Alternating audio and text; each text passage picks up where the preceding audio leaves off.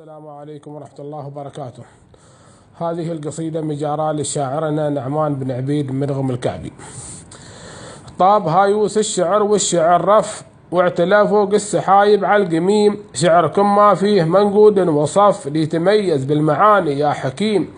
كلنا مثل الأصابع فوق كف، انسهر واحد عن الثاني لزيم، والبدا لازم نثور بكل شف، نطلب العليا ولا نبغى الذميم. قام شعري بالمعاني يوم زف، والتحايا محملة ورد خزيم، عبر جوال وطيار يرف، والقلب توق على شوفك نديم. يوم كبتنها على اليم لف، من ديار القاهرة فيها مقيم.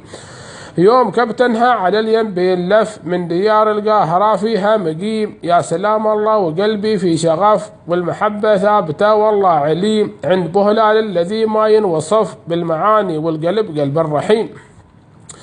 عيمينا قام بسناد وخلف، يحمل الاسمين له طبعا حشيم، ينعرف عند القبايل ينعرف اسمه الأول مع الثالث لزيم. ذاك نعمان الشعر عنده وقف، والشعر يمشي على بحر يهيم. ذاك نعمان الشعر عنده وقف، والشعر يمشي على بحر يهيم. يا سناد الراس يا عز الشرف، عزوتي عند القبايل يا فهيم. وتمت بالسموحة من الشاعر ومن الجميع.